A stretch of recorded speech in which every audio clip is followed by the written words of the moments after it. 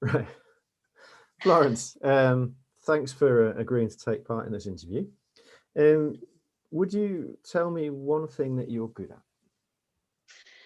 Yes, well, I class myself as being really good. I'm a hypnotherapist, so I work with a lot of clients, and I find I've great success with them. And I think the thing that really stands out for me is that I'm really good at listening to Mm-hmm. my clients. Mm-hmm.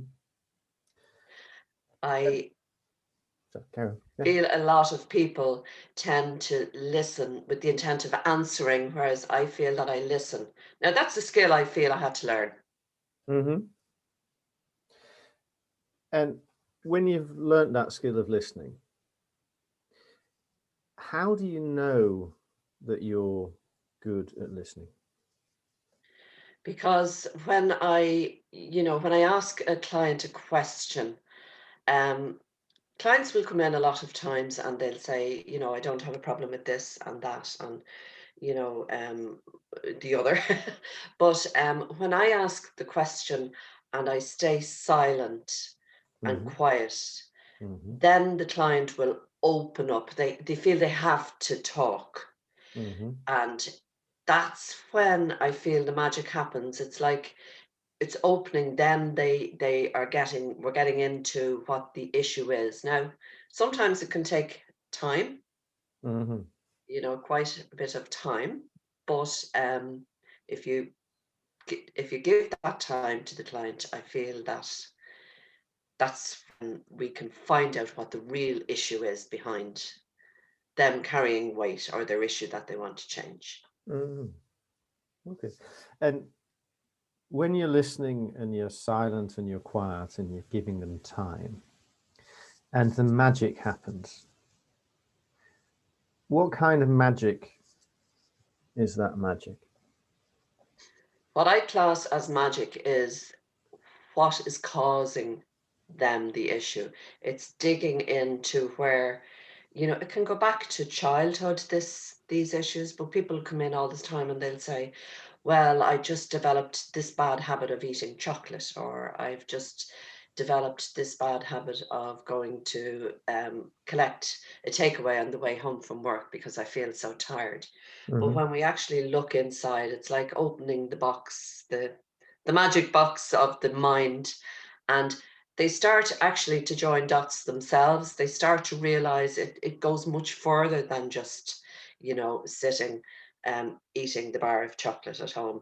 That started maybe 2 years ago when they maybe post pregnancy or when they've had a marriage breakup or whatever, the thing that they think started the bad habit. Mm-hmm. Okay. And this magic box of the mind that opens up Mhm. when you're listening well and you're giving them time and being quiet, what's the first thing that you notice about the magic box opening? Sometimes it can come up as an emotional rush like tears, Mm-hmm. or the client can feel, the person that I'm talking to can feel a bit overwhelmed. Mm-hmm. Usually it is upset, but for somebody else it can be starting to maybe almost like going into an uncontrollable, like giggling, and it's their way of releasing Mm-hmm. the it's their way of releasing the upset that's in there, that's been smoothed over a lot with a lot of excuses and a lot of um, things that they tell themselves on a daily basis. Mm. That's just in the past. That doesn't matter. Yeah. That was then, and this is now. Yeah. So when that magic happens, you can see it unfolding. It starts to, and then suddenly the person starts to talk and say things, and they are actually quite surprised. They say, I've never actually said this out loud before. I've never actually realized that was all in there. Mm-hmm. And that's what I call the magic box. Mm-hmm. Then we are getting we're getting right in there. Yeah. I know then we're starting the dig down is starting now to bring up what we need. Yeah. And you say you can see it happening. Yeah. When you see it happening, what do you see happening when the magic box begins to open? What I see is the release of the emotion, and I see the person recalling. I see it. It's facial. It's their physical body goes into they start to recoil into situations or times in their lives. So it's all physical for me. That's the trigger for me. Mm-hmm. And the emotion, obviously, of the tears coming up. Mm-hmm. And people will say, I don't know why I'm even crying. I didn't come in feeling like this. I didn't think this was all in here. Mm. But when I see those release of tears, or we see the physical body recoiling, well, then I know that we're on the right track there. Mm-hmm. And then the facial and physical response where you say they recoil. No, recoil. Yeah. Recoil. Okay. What kind of recoil is that recoil that you see in their body? I may ask them a question about what has it been like for you growing up, say, for instance. And they'd say, this is now just an example of a client that I'm using. And they would say, it was very good. There was 4 of us in the family. I was the eldest, we'd say, for instance. And I'd say, what was your relationship like with your parents? And they may say, oh, dad was always working, would be a very common one. Mom was at home, and she was quite unhappy, maybe something on those lines. And I'd say, well, how does that make you feel? How does it make you feel when you think about that you in that family growing up? Mm-hmm. What do you think that you felt? It's all about feelings. How did that feel to you? Mm-hmm. Did you feel close to mom, or did you feel closer to dad? We'll get all of this. It's like a little detective doing the work. Mm-hmm. And the person is recoiling into that younger version of themselves. Yeah. Okay. Good. Now I understand what you mean by recoil in that process. Yeah. Okay. And the detective work that you do, does the detective work come before the magic box starts to open? Oh, absolutely. Yes. Absolutely. Okay. Yeah. When a client will come into me, I will, for their first visit in some cases, we may not even do hypnosis. Mm-hmm. We may not do standard traditional hypnosis at all. Mm-hmm. It may be some people are very good. You have to be quite patient to when you're being the detective. For some people will open up much quicker than others, Mm-hmm. and some people will take time. Yeah. So that's when having patience and giving the listening, using your skills of listening, that's when it is really helpful to be the detective and do the listening in to what they have to say. Mm.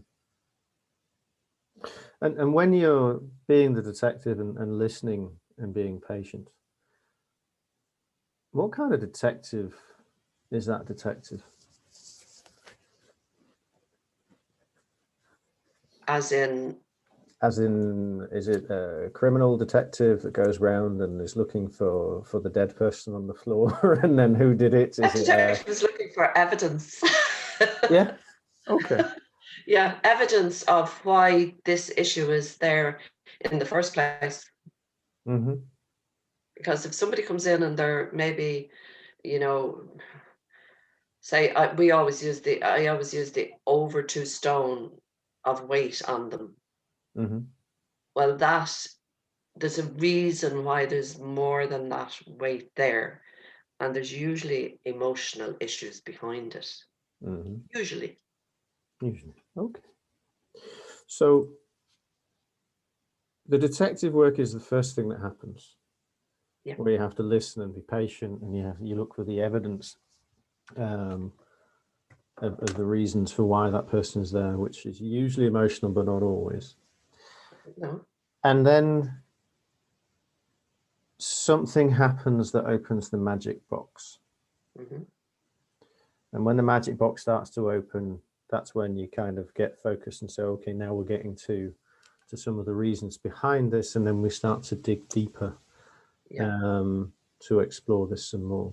So when you dig deeper after the magic box of the mind has been opened, what kind of dig deeper is that? That is then based on what the person is telling me. It's about helping that person to possibly see there is more than likely a connection there of how they felt younger. And I might say something like, well, would that be how you would relate to, say, if they had an issue with a partner in a relationship? Does that actually marry up to how you feel in your relationship right now to maybe your relationship with a parent or a sibling when you were growing up? And that is then, it's like starting to join dots of similarities of how they would feel. So we're starting now then to build on where it originated from and how it then can connect into other relationships. Yeah. And how it's like they're bringing the feeling from childhood right up through them with all their relationships, be it a work relationship, even with their own children, or a partner. Yeah. Okay. So that's then joining the dots is what I call is the next phase. Yeah. Okay. And you said joining the dots of similarities, Yeah. where they make connections between how they were when they were younger and how they are now in their relationships, whether it's work or home, or I'm going to guess it, but presumably with food, if you're working with them around weight loss as well. Yes. Yeah. And when you're joining the dots of similarities and you're making these connections, is there anything else about joining the dots of similarities?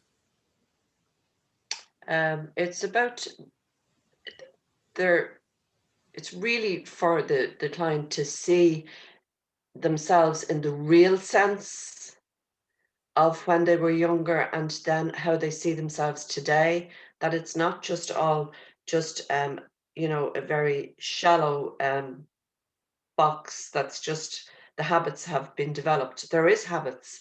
Their habits are involved along with the emotional stuff. But when there's a lot of weight involved, there's usually the emotional stuff is usually the biggest part of that box. Okay. And you you talk about the box again. Is Yeah. that box the same magic box that you open at the start, the magic box of the mind that you are? The mind, yes. Yes. It's Okay. like the So memory box. yeah, but I Yeah, just want to check to make sure it is the same box we're talking about. We're talking about a that's right. different. Yeah, Yeah. yeah, Okay. And you say that when it works well, they realize it's not just a shallow box. yes. So when you work at your best with a client and they explore their magic box of the mind and find out that it's not just a shallow box, Hmm. what kind of magic box of the mind is it? What kind Of magic box is it? You say it's not just a shallow box. So mhm. when it's not just a shallow box, what kind of box is this? When the client has joined the dots and found the connections, and explored their magic box of the mind with you, what kind of magic box is it that they find at the They're end? starting then to realize that they actually are, they do have, that there is a reason behind how they felt and how they've, so they start to realize that that has been the core issue of why all of this weight is on. So it's like they can, when they've joined the dots, they can see that there is a way to change and to move beyond and to see a way that they can now insert different, when I explain about the mindset and how we can change the mindset, if I just said that to the person when they came in, it would be very hard for them to say, I have such bad habits, I've been like that since I was a child. They then start to see that the contents of that box can still be there, like the memory of it, Mm, but they can start to then put different content in there into the mind, different programming. It can be hmm. changed. Yeah. Okay. So when they've gone through this joining the dots of similarities, they're finding ways to change and move beyond. That means that they can then start putting new things in the magic box. Yeah, yeah. Yeah. A new way of thinking, a new way of reacting. Hmm. And they can understand maybe if they have never really, appreciated themselves or loved themselves. Quite often it comes down to self-love. Maybe they've loathed themselves for being overweight, maybe as a child or as a young teenager or as an adult.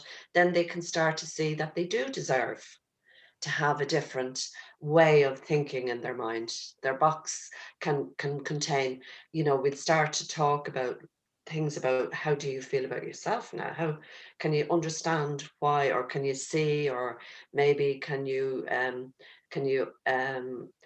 realize that things can be changed about us, that Hmm. just because we are born one way and we've lived our lives for maybe for 40 years and maybe for more, that we actually have the capacity within us to change. Yeah. Okay. And when they make these changes in the magic box, and you say they don't need to take anything out of it, but what do they do with what's in the magic box? And if they don't take the memories out, what do they do with the things in the They magic can box? they can just we in the session we can reframe them. So even by talking, we can maybe reframe why a person maybe treated them in such a way. Hmm. Maybe they had their own issues, or we can do that. That can be all reinforced in a session, but we start to reframe things Hmm. so that the contents of that box don't seem to, there might be a lot of hurt, there might be shame, there might be anger in there Mm, quite often with somebody else. We can start to reframe what is in there mm, so that it's like shifting it around so hmm. that they can feel, okay, it wasn't all, maybe if an anger with a sibling or a parent or somebody in their family. Well, maybe it wasn't, all directed, and they can put a different perspective on it. That's when we can just change what's in there or reframe it. Mm. Okay. So if I've got this right, and you should correct me if I haven't, Yeah. you start with the detective work. You're Yes. focusing on listening and patience and trying to find evidence for the possible causes. There isn't always a cause, but for possible causes that there are for this person's problem. And then at some point, it's like there's this magic box of the mind begins to open.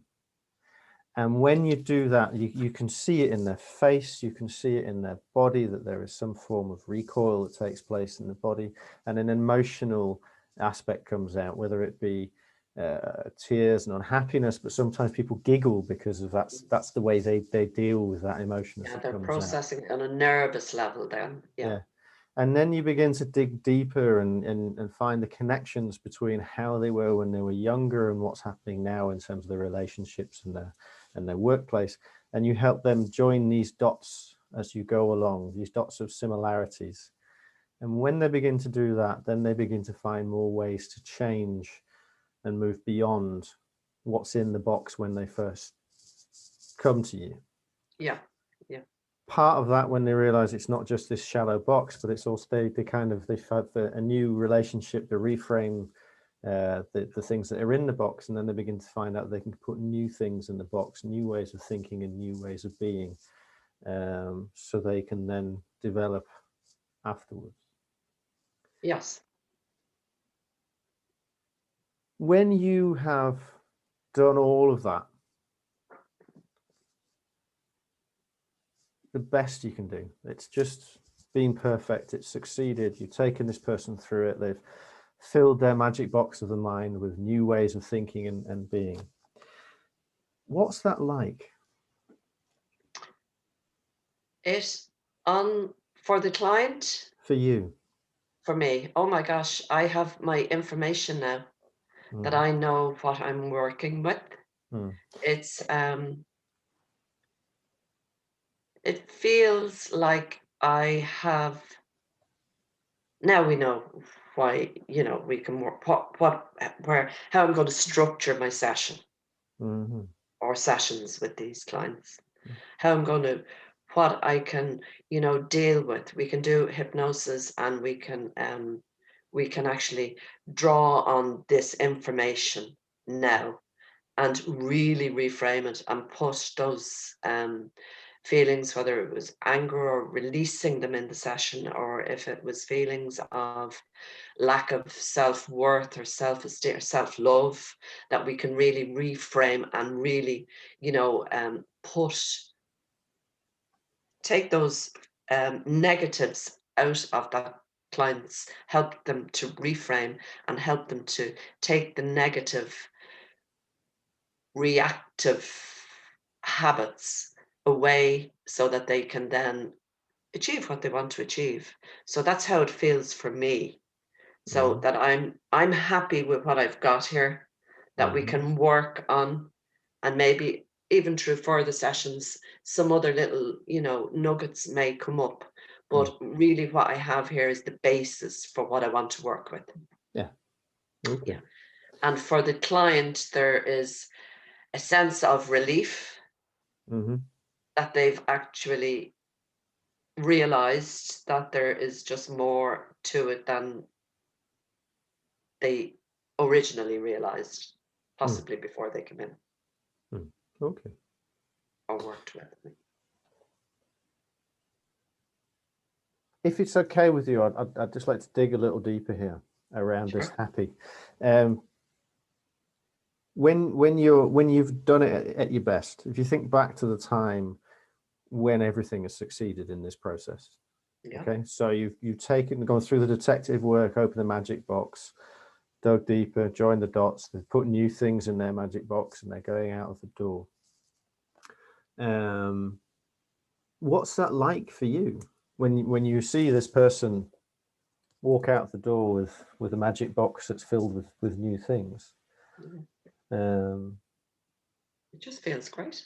It just feels great. It's great because I feel like I've done my job to the best of my ability. Yeah. I've used all my training, all my years of experience to uncover for that person. It's life-changing for that person. And changing somebody's life, just helping somebody at that level is just, I just feel so passionate about it that it just feels to me like I have totally helped to change that person's perspective. Like I can see how they've walked in. I can see, or if I'm working online with them, I can see the pain that was on in that person's, even on their face. You can see it removed. It's got, like, it's a wonderful feeling is all I can say. I feel totally satisfied, totally delighted and thrilled, and just as pleased for that person as that person feels themselves. Mm-hmm. When we were in the situation where we'd give a hug to a client, I would often, get a hug, and that person might hold me so tight. They say, "This is life changing for me," and that just feels, it's exhilarating. It's great. Mm. It's what keeps me doing the work I think that I love. Yeah. And when you talk about it in that way, when you talk about the passion, and it's wonderful and it feels great, your face changes, you smile, everything about you suddenly becomes filled with a great deal of this delight you talked about. And the reason that I kind of asked and wanted to hold fast in that one at the end of it is because it's kind of it's also really wonderful to hear the positivity that comes along with taking the time to learn the skills to be able to open a magic box. Yeah. To be able to listen and be patient and allow yourself to do the detective work first, and take that time that's needed to allow that person to, have a different relationship with what's in the magic box and also put something new within it. Thanks, John. It is. It totally is. Yeah. It is a skill. It's a skill I've had to learn. I wouldn't have been very good prior to my training at listening. As I say, we all have well, sorry, I'm going to speak personally. I would have had a habit of half listening. Mm-hmm. From probably being school and in jobs, and my background was not in hypnotherapy or anything to do with that beforehand. I would have been in office type of work, so it would have been get my work done and get out of there. Now the work that I do is all about result for that person that's there in front of me. Result. And if it takes me 2 hours, I will allow 2 hours on a first visit with some. If it takes me just 2 hours to get all the information I want, I will sit with that and be patient with that. And I will say to the person, the information that I want from you today is going to make the difference in how we are going to structure the session or sessions that you're going to have with me. And that goes for even other areas that I work with, like depression or anxiety and all the different areas. But getting that information right to me is key to the success for the client. Yeah. Super. Okay. And being good at listening and getting that information right, that then allows you to open a magic box and get a great result for them, and also a great result for you. At least this happy and wonderful feeling. With all of that, would that be an okay place for us to stop for today? I'm happy with that. Cool. In which case, I'd just like to say thanks for introducing me to the idea of the magic box, and the way that that you need to be a good detective and be a good listener in order to be able to open it. That's great, John. And That's have super. a very lovely weekend. You're happy with all of that. Thank you so much, and have a great weekend. Thanks.